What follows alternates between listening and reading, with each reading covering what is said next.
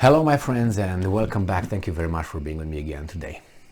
I don't know if you have this feeling of being fooled and used by some weasels that actually we put in power. Because I have this feeling more and more with this war in Ukraine. And what I'm talking about is the sanctions and virtual signaling that we have to all be happy about.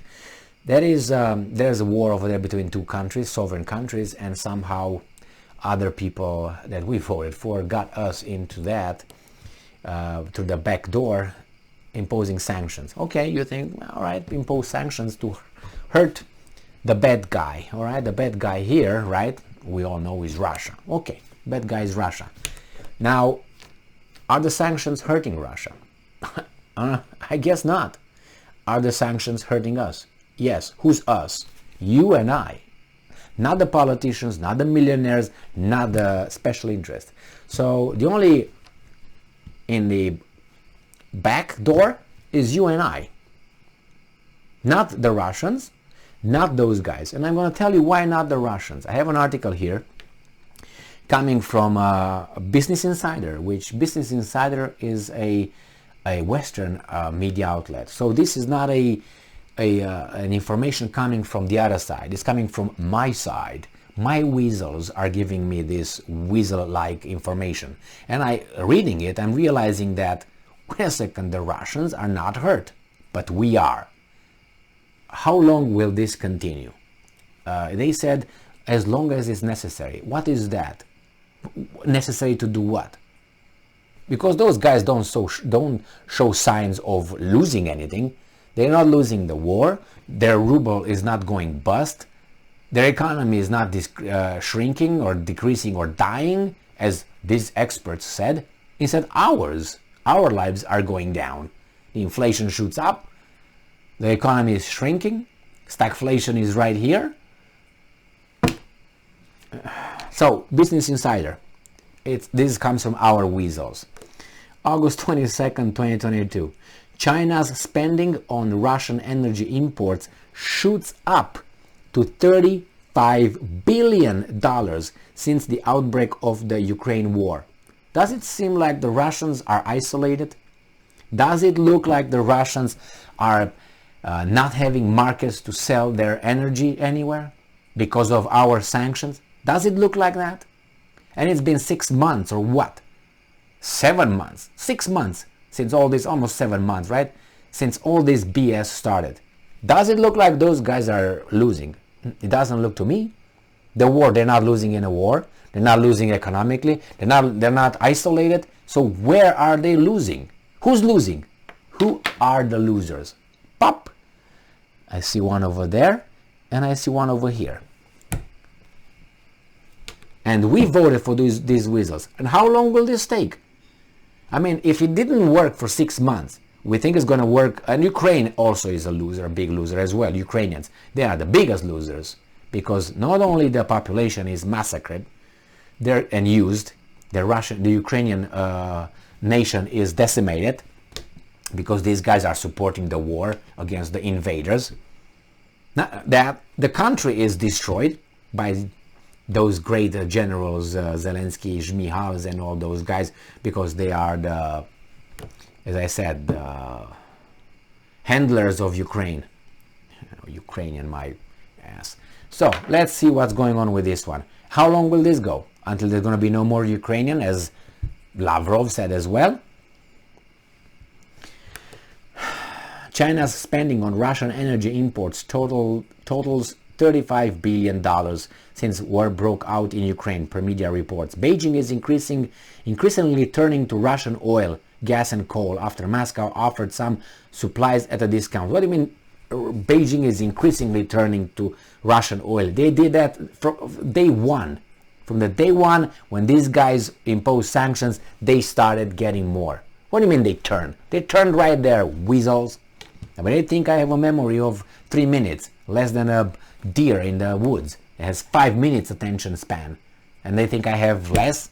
Yes, because they think I am a bottom feeder of below 86 IQ, like most of their people who are reading and they, oh yeah, yeah, I guess those Chinese just started buying Russian oil, as this guy says so. George Glover, he's, I know him, he's very smart.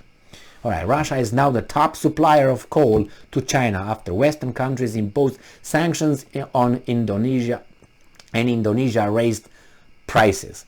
After Western countries, let me give you the representation of reality, shot themselves in the foot, and they hurt only themselves because the Russians found other markets. So, should we continue doing this? Yes. Until when? To what point? Doing the same old same BS.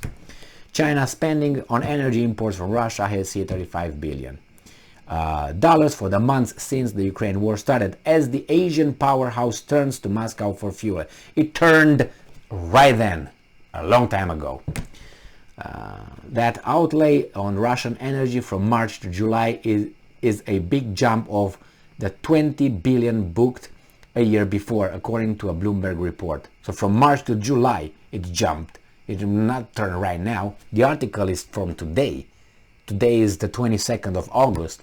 So what do you mean it turned? Now it's just turned? It turned on March. In July alone, Chinese buyers laid out a combined $7.2 billion on imports of oil, natural gas and coal, according to customs data cited by Bloomberg. That's a rise of 53% from the $4.7 billion booked in the same month in 2021. 53%. So who's hurting who? Russia is hurt or we are hurt? Not us as much as the European weasels are, because the Europeans take orders from these guys here, because they don't have an independent foreign policy, as Lavrov pointed out, and it's 100% certain. Look what they made Germany do. Not even start the Nord Stream 2 pipeline. The Nord Stream 1 runs at 20% capacity of gas. And wait a second, today is the 22nd, you got until the 31st, and the 31st is going to turn to zero until the 2nd. What are you going to do? All because they pushed you. And your politicians. I'm talking about Germany right now. So how long will you go? Winter's coming, hello. Yeah, it's coming closer. Moscow has offered its oil export at a discount to buyers in Asia, of course, to make up for whatever they lose in Europe. And they bought it. They buy it. Oh my God. So China's state and China's state and independent refineries have jumped on the opportunity to snap on cheap crude, with Russian Urals oil trading at a 22% discount to the global Brent benchmark. Yeah, all right, I'm going to give you more at a lesser price, and I'm going to keep the profit the same. Seaborne imports in China of liquefied natural gas have risen 20% over the past year, with Russia sending 410,000 tons by tanker in July, according to Bloomberg. Meanwhile, imports of Russian coal surged 14% year on year to hit a new record high of 7.4 million tons in July. Russia has now overtaken Indonesia as China's top source for the fuel imports. Thank you very much. So who's does it look like Russia is losing anywhere? Tell me where. Where? Don't tell me because more people don't like Russia. Psst. You know, that's why we have a mass media to form that opinion. I got that one, but they're doing okay. Are we doing okay? Yeah. Better than yesterday? No. Are the Russians doing better than yesterday? I don't think so. But why do I care about Russia? I care about me. Don't you? Otherwise, I would move to Russia if I care about Russia, no?